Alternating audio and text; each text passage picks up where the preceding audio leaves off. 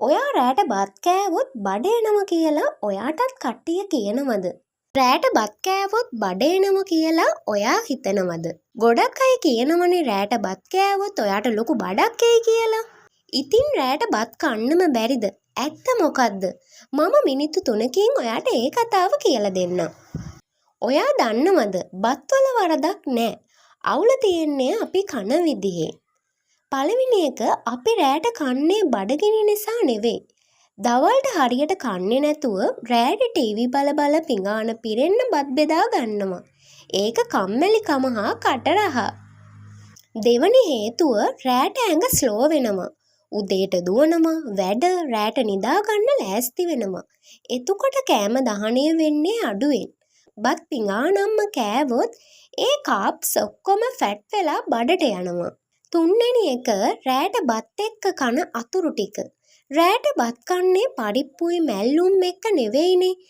තෙල් බේරන චිකන් කරයක්, පොල් සම්බෝල පිඟානක් බැදුම් එක්කනේ.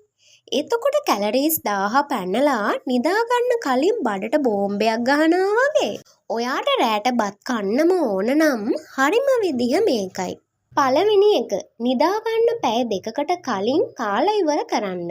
කාලා එකපාරම ඇඳට ගියොත් තමයි ගෑස් බඩ එන්නේ. දෙවනි එක ඔයා දවල්ට මේස හැඳි 8ක් බත් කනවා නම් රෑට හැඳි 2ක් ඇති. රයිස් කුකර් කප් එකෙන් 4න් එකක් තමයි කන්න ඕනේ. බත් අඩු කරලා එළවලු මාළු වැඩි කරන්න. තුන්වෙනි එක සුදු කැකුළු බත් එපා. රතු හාල්, නාඩු, බාස්මති ගන්න. ඉක්මනින් ඒවට බඩ පිරෙනවා. උදාහරණයක් විදිහට බත් මේස හැඳි 2යි, පතෝල, වට්ටක්ක හොද්දයි, තම්බපු මාළු කෑල්ලයි මේව කෑවොත් බඩ එන්නේ නෑ. අවසානයට කියන්න තියෙන්නේ රෑට බත් කන එක හොඳද? පුළුවන් තරම් නොකා ඉන්න එක තමයි හොඳම. හැබැයි කන්නම වෙනවා නම් පොඩ්ඩක් කලින් තෙල් නැතුව කන්න. මතක තියාගන්න බත් නෙවෙයි සතුරා, නිදා ගන්න කලින් පිඟාන පිරෙන්නම බත්, චිකන් ෆ්‍රයි ඒක තමයි සතුරා. ඔයා දවල්ට හරියට බත් ටික කන්නකෝ. රෑට බඩගිනි එන්නෙත් නෑ.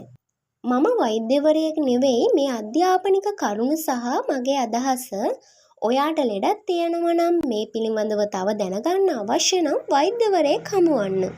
ස්තුතියි. තවත් මේ වගේ වැදගත් වීඩියෝ බලන්න මගේ channel එකත් එක්ක එකතු වෙලා ඉන්න. කමෙන්ට් එකක් දාගෙනම යන්න.